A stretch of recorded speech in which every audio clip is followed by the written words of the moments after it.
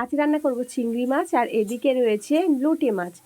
তো এদিকে দেখো আমি পেঁয়াজ, আদা, রসুন, টমেটো যা যা লাগবে সব কেটে নিয়েছি। তারপরে আমি বসিয়ে দিলাম চিংড়ি মাছটা। আগে চিংড়ি মাছটা ভেজে নিচ্ছি এদিকে, আর চিংড়ি মাছটা ভাজা হয়ে যাচ্ছে। এদিকে ভাতটা অলরেডি কিন্তু আমি বসিয়ে দিচ্ছি, ভাতটা ফুটে উঠেছে। ভাজা হয়ে গেলে তো দেখো এদিকে আমি পেঁয়াজ, আদা, রসুন সব ভালোভাবে কষিয়ে নিচ্ছি। তারপরে মশলাগুলো দিয়ে ভালোভাবে নেড়ে চেড়ে এর মধ্যে চাপিয়ে দেবো লোটে মাছ। এর অনেক নাম রয়েছে, মানে লোটে মাছ ছাড়াও অনেক নাম রয়েছে এর, মানে অনেক রকম, নিহারা মাছ, থলথলে মাছ, অনেক কিছুই বলা হয়। তোমরা একে কী নামে বলো অবশ্যই বলো।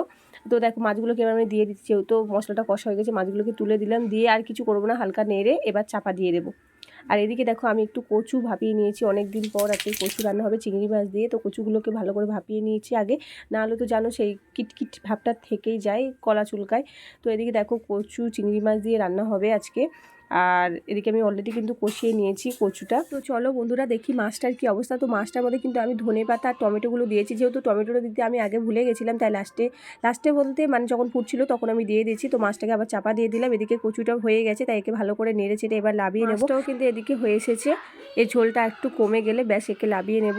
তো তারপরে বিকেলবেলা ছিল বাবুর ড্রয়িং ক্লাস, তো বাবুকে নিয়ে চলে গেলাম ড্রয়িং ক্লাসে। ড্রয়িং ক্লাস থেকে বেরোনোর পর দেখলাম ওর বাবা চলে এসছে আমাদের না বলেই। তো দেখো এদিকে ওর বাবাকে দেখতে পেয়ে ছুটে যাচ্ছে ওর বাবার কাছে। তো দেখো কি মজা করছে ওর বাবার সাথে।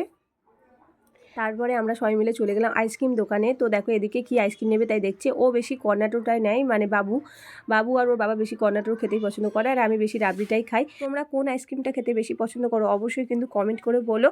তো চলো আইসক্রিমগুলো তো নেওয়া হয়ে গেলো, এবার বাড়ির দিকে যাওয়া যাক। আইসক্রিম খেতে খেতে আমরা বাড়িতে ফিরছি। আর কেমন লাগলো তোমাদের ব্লগটা অবশ্যই বলো। দেখা হচ্ছে পরের ব্লগে। সবাইকে টাটা বন্ধুরা।